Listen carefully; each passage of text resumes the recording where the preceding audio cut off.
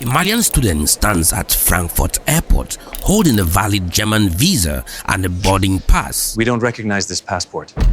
What changed? 3 African nations dared to print their own freedom. But here's what mainstream media won't tell you about this passport war. 3 countries in West Africa just pulled off something that has the European capitals scrambling behind closed doors. Niger, Mali and Burkina Faso didn't just leave a regional bloc. They created something that threatens the very foundation of how Europe controls African movement. And the response to this, a diplomatic blockade disguised as technical issues. In the next 10 minutes, I will show you how a simple travel document became the latest battleground in Africa's fight for true independence.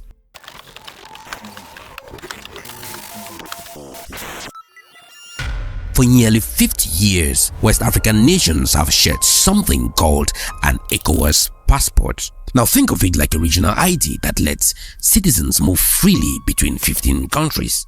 But here is the catch. ECOWAS receives significant funding from the European Union, and when you are paying the bills, you tend to call the shots. When terrorists were unaliving civilians across Mali, Niger and Burkina Faso, where was ECOWAS? Silent. When French companies were extracting billions of dollars in gold and uranium at bargain prices, where was this brotherhood?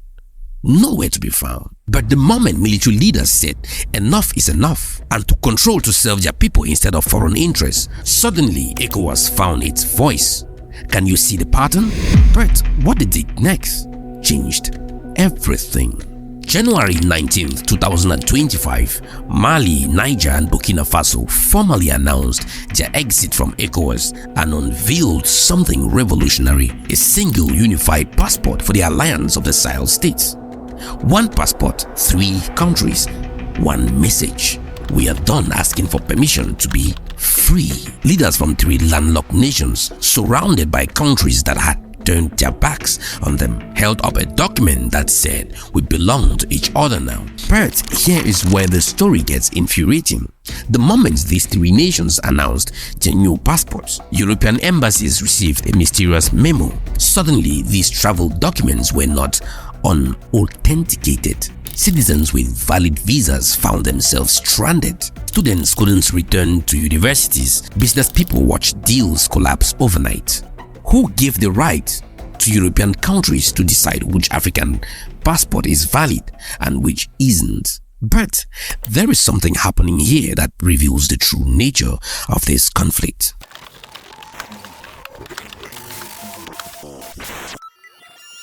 This passport rejection isn't really about security or authentication. It's about punishment. France used to extract over $500 billion annually from these African countries through mining concession and monetary policies. That tap was just turned off. Now imagine you have a business partner that have been skimming money from your joint account for years. But one day you discover the theft and closed their account. Now how would they react? That's exactly what we are witnessing. When ECOWAS imposed sanctions on these 3 nations, they didn't target the military leaders. They targeted the people, blocked food, medicine and essential supplies to landlocked countries. African nations calling themselves brothers were willing to starve fellow Africans in order to please their European sponsors. But when it came to fighting terrorism and challenging unfair trade deals, the same brothers were mysteriously absent. That's when Mali, Niger and Burkina Faso realized something profound. Your true brother isn't someone who looks like you. It's someone who stands with you.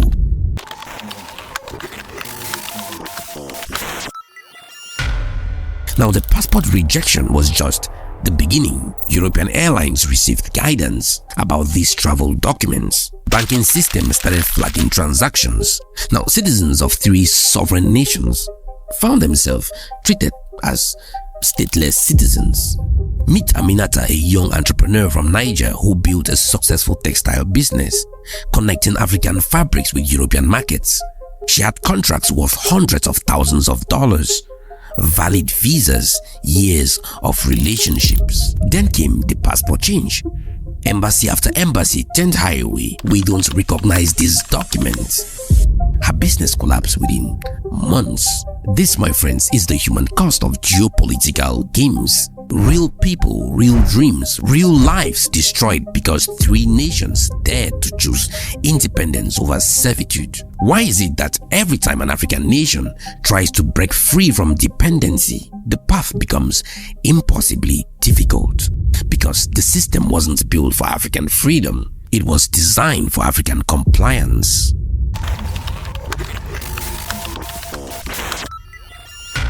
What's happening in the Sahel is bigger than 3 countries, 1 passport. It's a template for what happens when African countries prioritize dignity over dependency. Look at the response: economic isolation, diplomatic pressure, media campaigns painting these leaders as destabilizers. It's the same playbook used against every African leader who dared to put Africa first. Now, these weren't power grabs by ambitious generals. We're talking about the Assimi Goitas and the Ibrahim Traorés. Their coming to power was as a response to leaders who had become foreign agents in African suits. When your president allows foreign companies to extract your uranium while your people live without electricity, when your gold finances European industries while your schools lack books, what would you call that? Democracy or economic colonialism? So when European countries reject these passports, what message are they really sending? That African sovereignty is conditional? That independence requires permission from former colonial masters?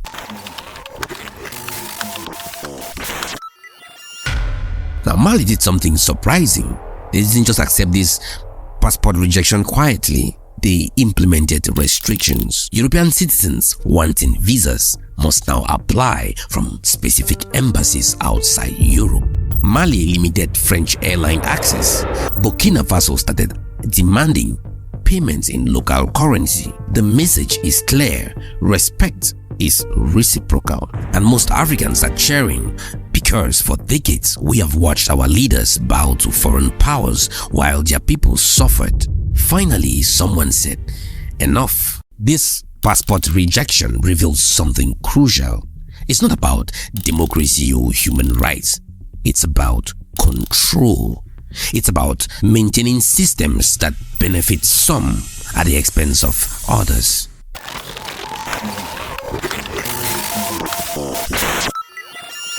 When Ghana gained independence in 1957, neighboring colonial administrators panicked, not because Ghana threatened anyone, but because Ghana proved that freedom was possible. Ideas like that spread, and that's exactly what's happening in the Sahel today. Mali, Niger, and Burkina Faso aren't just rejecting ECOWAS or European control. They are proving that African unity without foreign oversight is possible. When you see African nations being pushed for choosing independence, when you see brothers turn against brothers because of foreign pressure, what side of history do you want to be on? This passport rejection is just the beginning. Every other African nation that dares to prioritize its people over foreign interests will face the same pressure. So the question is whether other African nations will stand together or continue being divided by outside manipulation.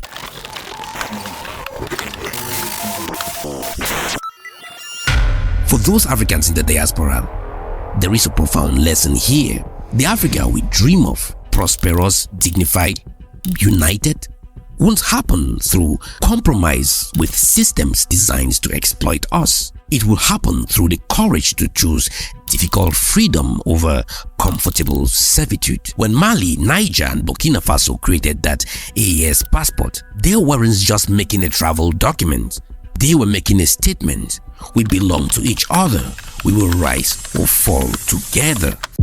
Think of a family that's been manipulated for generations by neighbors who profit from keeping the family divided. The moment that family decides to stick together, those neighbors panic, not because the family is threatening anyone, but because unity threatens manipulation. If 3 landlocked countries surrounded by hostile neighbors can find their courage to choose dignity over dependency, what's your excuse? Here's what France's rejection of AES passport really tells us. They are not afraid of African weakness, they profit from it. What terrifies them is the possibility of a truly independent, unified Africa. Every time you see African nations being punished for working together, remember this moment. Remember 3 countries that choose each other over everyone else. Remember that sometimes the hardest path is the only path to freedom.